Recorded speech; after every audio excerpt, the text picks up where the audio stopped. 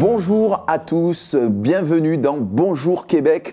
On prend la direction aujourd'hui du Québec maritime, destination surprenante mais surtout singulière et charmante.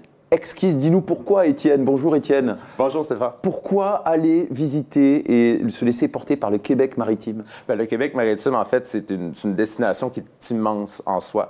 Donc, nous, on représente toutes les régions de l'Est du Québec, donc le Bas-Saint-Laurent, la Côte-Nord, la Gaspésie et les îles de la Madeleine. Et ce qui unit toutes ces régions-là ensemble, c'est le fleuve Saint-Laurent, c'est le Saint-Laurent, que même chez nous, on appelle la mer. Donc, parce que de par son immensité, c'est de l'eau salée également. Puis juste pour mentionner à quel point c'est gigantesque, la Gaspésie à elle seule, qui est très connue ici en France, la Gaspésie, en fait, c'est aussi grand que la Belgique en termes de territoire, mais avec seulement 150 000 habitants sur place. Donc, pour les amateurs de grands espaces, c'est le lieu vraiment tout désigné.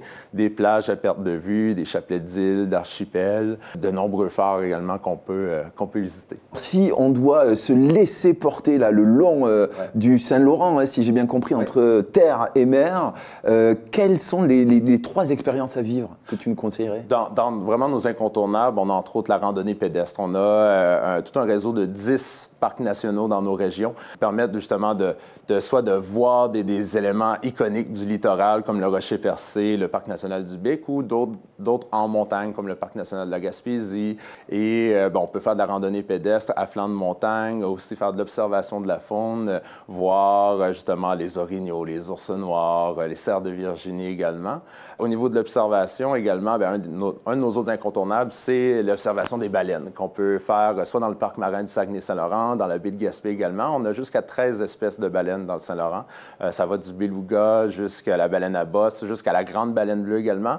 Ce qui est bien chez nous, c'est qu'on peut carrément même les voir depuis la côte. Donc, il y a des sites d'observation un peu partout, on peut aller les observer. On peut aussi prendre, bien sûr, des excursions en bateau, soit en Zodiac ou en bateau d'observation pour aller les voir là, vraiment dans leur environnement là, en tant que tel. Ça, c'est une chance incroyable. Oui. Alors, quelle période tu nous conseilles, là aussi, pour profiter au mieux de tous ces joyaux, toute cette faune, cette flore? Oui, les gens viennent beaucoup nous visiter à l'automne pour voir justement toutes les couleurs, mais le printemps, c'est une très belle période aussi pour venir nous visiter.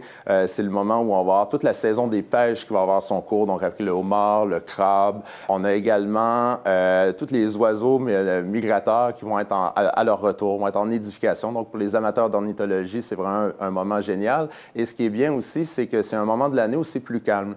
Donc, les gens ont vraiment le temps de connecter avec les locaux, de parler avec leur aubergiste, de parler avec les gens au restaurant, de même aller dans les microbrasseries, parler avec les gens. Donc, c'est vraiment une belle période là, pour ça. Et il faut préciser que sur cette partie, le Saint-Laurent est salé. C'est pour ça qu'on a des espèces maritimes qui sont là.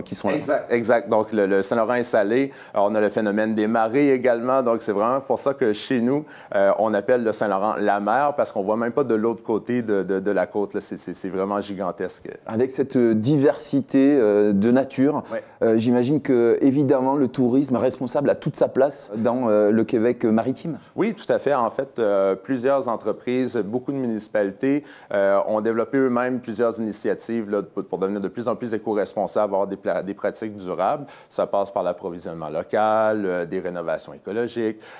Entre autres, pour revenir aux baleines, on a aussi une réglementation qui est très stricte au niveau de l'observation. Donc, il y a certaines distances minimales à respecter lorsqu'on est en mer pour ne pas aller déranger, pour ne pas modifier le comportement des baleines. Donc, tout se fait vraiment dans le respect de la faune.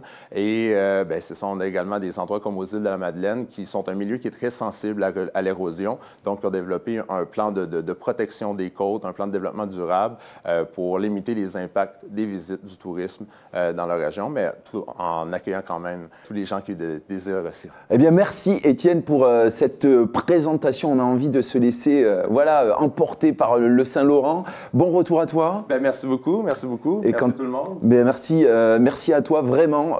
On a des étoiles plein les yeux. Et quant à nous, on se retrouve très vite pour un nouveau numéro de Bonjour Québec.